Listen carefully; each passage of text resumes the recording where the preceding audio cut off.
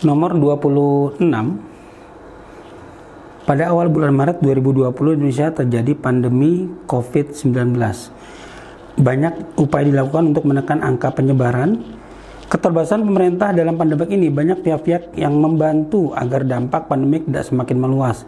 Keberadaan mereka cukup membantu dalam menekan angka penyebaran dengan memberikan edukasi COVID-19, bantuan ekonomi kepada pihak yang terdampak, kampanye pola hidup sehat dan bersih, kesehatan, dan masih banyak lagi. Berdasarkan penjelasan di atas, terdapat kelompok volunteer karena ada suatu bagian penjelasan di dalam konsep kelompok sosial yang setidaknya kita kenal dengan dua istilah, yaitu volunteer dan okupasional. Setidaknya kita lihat dulu apa perbedaannya. Okupasional adalah kelompok ahli atau profesional dengan latar belakang keilmuan atau pengetahuan tertentu. Sebut saja misalnya dokter, sebagai bagian dari latar belakang profesi dengan pengetahuannya tentang ilmu kesehatan. Nah, sementara volunteer adalah yang kita kenal juga dengan istilah relawan, atau setidaknya kelompok yang terbentuk dengan tidak memperhatikan perbedaan latar belakang. Artinya bisa dari kelompok yang berprofesi berbeda. Nah, namun demikian kita tahu bahwa volunteer lahir atau muncul di tengah sebuah situasi atau kondisi di mana tidak mungkin struktur yang ada bisa menangani masalah sosial yang sedang dihadapi. Sebagaimana ilustrasi tentang COVID-19, kita tahu bahwa pandemi menjadi bagian dari masalah sosial yang dilatar belakangi oleh faktor biologis, dalam hal ini adalah kesehatan.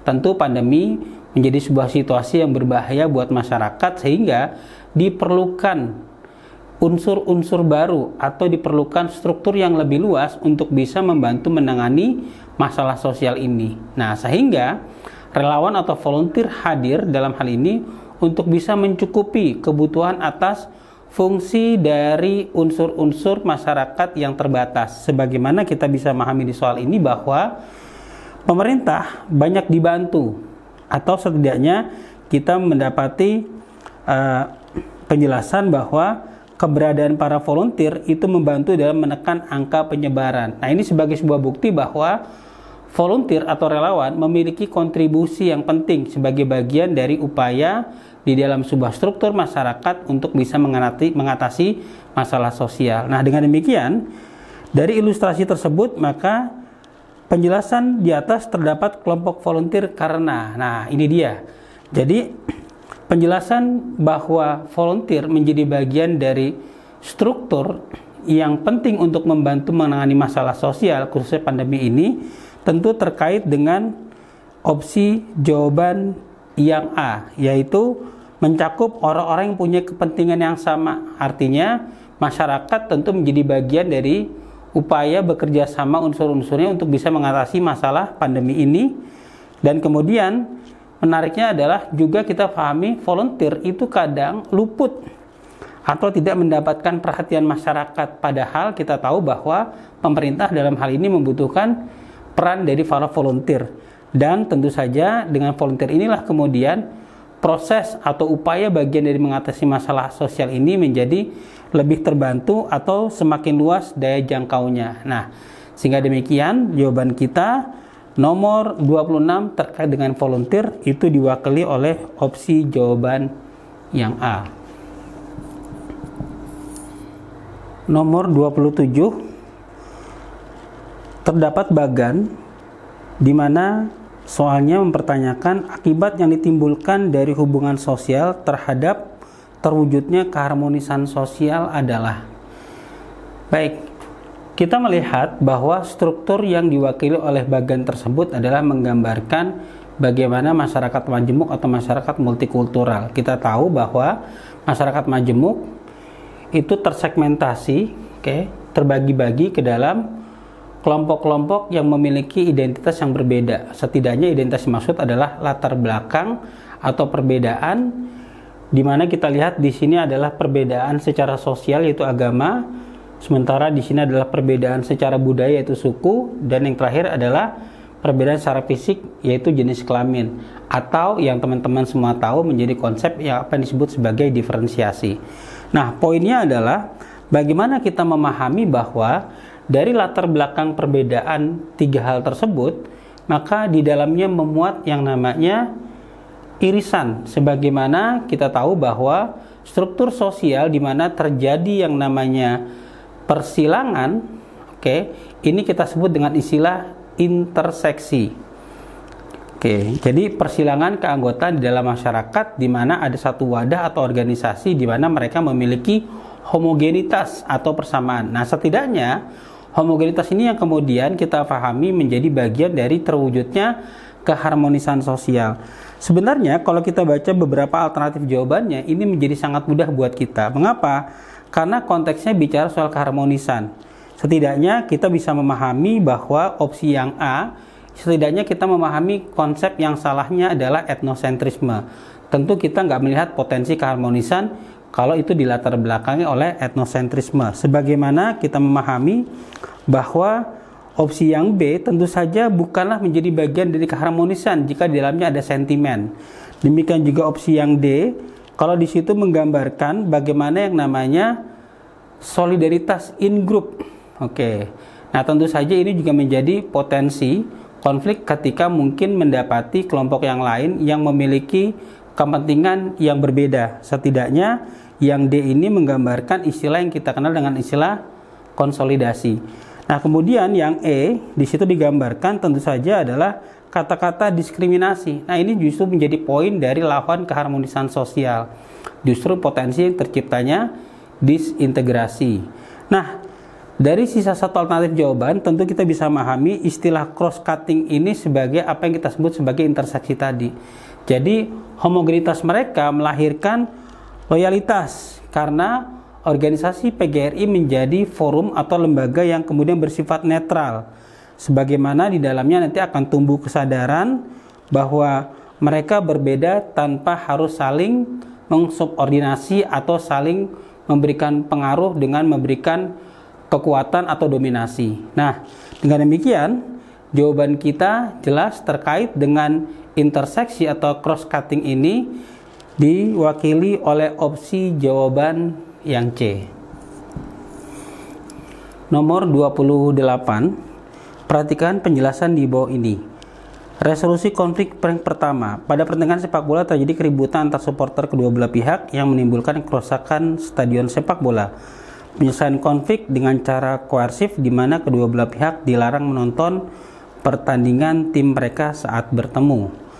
Resolusi konflik kedua. Terjadi sengketa lahan antar warga mengenai patok batas lahan mereka. Penyelesaian konflik dengan arbitrasi dengan kedua belah pihak memanggil BPN untuk memperjelas batas-batas lahan mereka.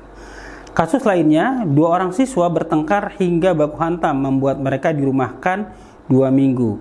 Maka resolusi konflik yang tepat adalah kita mendapatkan 2 pernyataan yang sekali lagi mengingatkan kita dengan konsep yang sudah kita kenal dengan istilah akomodasi.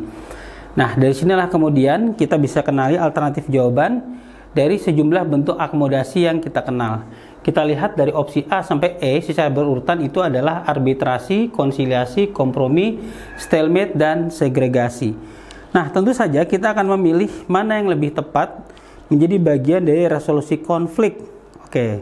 Maka 2 orang siswa bertengkar hingga baku hantam buat mereka dirumahkan 2 minggu.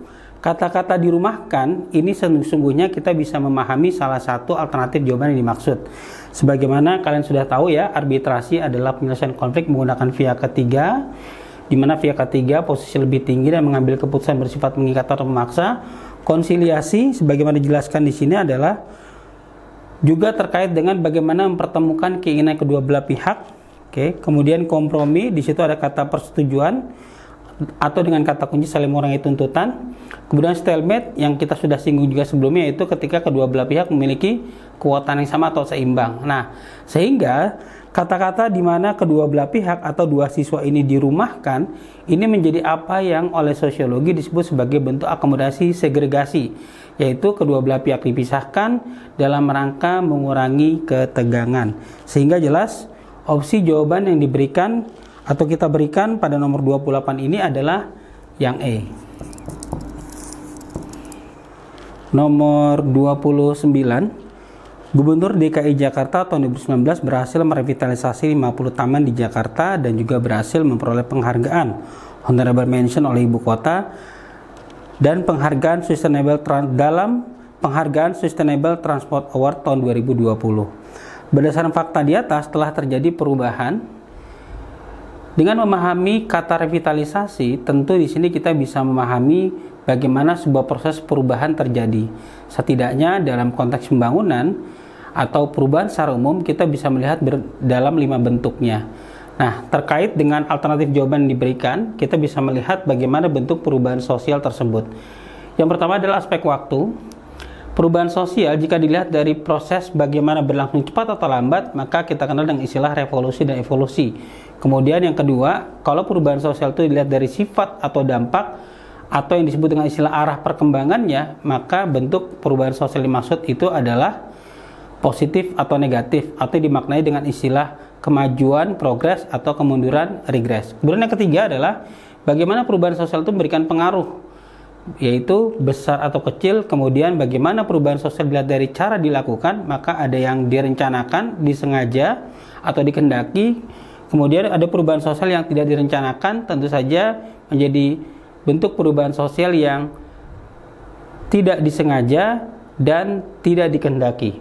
Nah, kemudian yang terakhir adalah hasil, yaitu perubahan sosial yang dilihat dari apakah perubahan itu merupakan perubahan yang mendasar atau penting, disebut dengan istilah struktural, dan apakah perubahan itu hanya bersifat perbaiki atau menyempurnakan yang sudah ada, disebut dengan istilah proses. Maka dari ilustrasi bagaimana keberhasilan dalam hal ini pemerintah pusat, Gubernur DKI mendapatkan penghargaan, tentu saja kita memahami bahwa ini adalah bentuk perubahan sosial yang maju, artinya positif, membawa kepada kemajuan atau progres, sehingga jawaban kita adalah yang D.